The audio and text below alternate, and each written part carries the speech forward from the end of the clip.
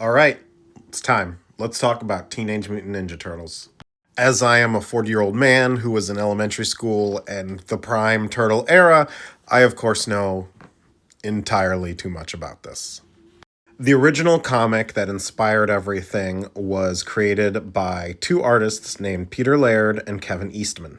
Their concept was largely a parody of the Daredevil comics at the time, as well as things like New Mutants, comics that were very popular in the early 80s.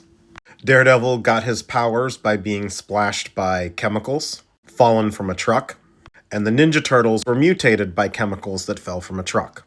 Daredevil was trained by a ninja master named Stick. The Ninja Turtles were trained by a ninja master named Splinter. Daredevil's big ninja clan foe was the Hand. The Ninja Turtles' big ninja clan foe is the Foot Clan. Mutant part, again, comes from X-Men comic spin-off stuff that was popular in the early 80s. It was a popular comic for an indie comic at the time, self-published by Eastman and Laird under the Mirage Studios banner. But the comic didn't explode in popularity until the cartoon, the original cartoon. Now, while the original comic had sort of a dark tone, the cartoon was light and funny. It also updated the turtles from all having red bandanas to each having their own distinctive color and more distinctive personality, and all of that has stuck ever since. While the Ninja Turtles set takes inspiration from all throughout Turtles history, one of the big ones is the original cartoon. This is very much a riff on the original Turtle Van, although there have been several versions over the decades. This version of the Technodrome is very much the original cartoon version, as is Krang's design.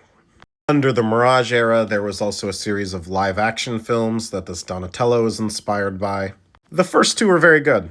They hold up really well even today because they are done practically, and Jim Henson Creature Shop did the Ninja Turtles in this live-action martial arts funny adventure from the 80s and early 90s.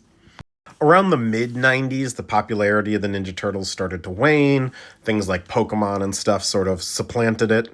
But there was a revival in 2003 with a new cartoon that sort of split the difference between the dark tone of the original Turtles and the lighter tone of the cartoon. This is probably my favorite version of the Turtles. And then in the late 2000s, Peter Laird sold the Ninja Turtles to Nickelodeon or Viacom. The title here, Turtles Forever, was actually the name of a made-for-TV movie that featured a crossover of the 2003 cartoon Turtles with the original cartoon Turtles and a shorter cameo appearance by the dark and gritty Mirage Comics Turtles. In case you doubted how much of a nerd I was, I did in fact go see this when it was offered in theaters through like a fandom event thing. Importantly, however, the movies, TV shows, and comics weren't the only popular Turtles expressions. There were obviously the toys, which I'll get to in a second, and the video games. Ninja Turtle video games were extremely popular in the late 80s and early 90s, and some of the best beat-em-ups of all times were Ninja Turtle games. We've just learned this morning that there's going to be like pixel art references to the video game era. My favorite of the classic games, Turtles in Time, also gets a nod in the card set itself. And the entire Commander deck is designed like one of the Turtles games, or at least nods to it throughout the whole thing. Their partner ability is Character Select. There are a lot of people who really only know about the Turtles through the video games, or that was their majority of experience with it, and that's a really cool nod. Something really notable about the Ninja Turtles toy line, and part of the reason for its longevity, is that it took a Barbie approach to the Ninja Turtles.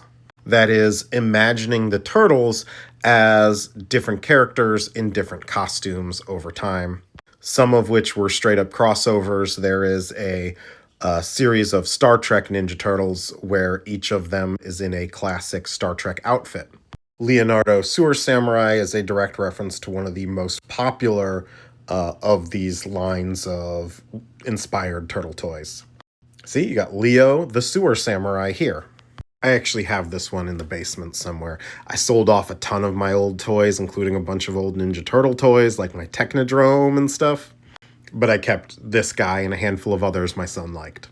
Now, if you want to check out old Ninja Turtle stuff, I recommend the 2003 cartoon or the live action movies. The Mirage comics, while they were important for the time, are not really up to today's standards. They're good, I like them, but you're in for a weird ride on those. And the original cartoon, as much as it is beloved, is very much a 1980s children's toy commercial. There was also a 1997 live action TV series that lasted about one season, introduced Venus de Milo, a fifth Ninja Turtle trained in Kung Fu, away from the other boys. There's also a 1997 short-lived live-action TV show. So much Ninja Turtles media, guys, that's just mostly even forgotten. This one's important because I think we will get a Venus de Milo, who was a fifth Ninja Turtle introduced at the time. There are many fifth Ninja Turtles, by the way. Venus was the first girl turtle. This series was done, I believe, by Saban when they were at the height of like their Power Rangers fame. And it even had a crossover with the Power Rangers show of the time. I think it was Power Rangers in Space. At the tail end of the Mirage era, there was also TMNT, a CG cartoon that was actually pretty good. It even had like a Smash Brothers-esque video game that came out on the GameCube, which of course I own. Nickelodeon's first cartoon in 2012 leaned more on the mutant weirdness of the Ninja Turtles. It's cute. I don't hate it. It ran for a number of seasons. They also produced a new pair of movies that were produced by Michael Bay, with exactly what you would expect from that statement. The Turtles were big, hulking mutants in this one. The first one was extremely bad. The second one was only moderately bad and somewhat fun. They were very much based on the original cartoon as well, with characters that had only ever been seen in the original cartoon, like Vernon, who was April O'Neil's cameraman. Although an important note, visual elements for Donatello having these goggles and Raphael having this full head covering bandana came from these films and have been a staple part of their visual identity ever since. After their 2012 cartoon ended, Nickelodeon relaunched with a very Teen Titans Go inspired cartoon called Rise of the Teenage Mutant Ninja Turtles. It changed up their weapons, it changed up the format. It was episodes that were half length like classic cartoons, very much shorter form, much funnier. It did not do very well, but went to Netflix and did so well. Netflix funded a made-for-Netflix movie, which is actually extremely good. This is sort of a short-lived series, but I genuinely enjoyed this. This was a lot of fun once I sort of got over my old man yells at cloud about what a Ninja Turtle cartoon should be. IDW has had the comic license since the early 2010s, although I should note that Mirage still occasionally publishes comics because when Peter Laird sold the series, he retained the right to make a certain number of black and white self-published Ninja Turtle comics every year. But IDW has been running a Ninja Turtles comic series for the last 15 years, and this is the other big inspiration for the set. In fact, most of the licensed Turtle content you've seen is actually licensed off of the IDW comics. There's been a ton of crossovers with like Batman and Godzilla and Power Rangers, and that's all done sort of through IDW, as well as most of the board games and stuff you've seen have been published through like IDW licensing. Anyway, the comic is really good. You should check it out. I'm still a reader of the ongoing, although sometimes I don't follow every side comic that they do as well. That brings us up to the modern day and the current incarnation of the Teenage Mutant Ninja Turtles, the Mutant Mayhem from the 2023 film, produced by like Seth Rogen. This is surprisingly good. I loved this movie. My son loves this movie.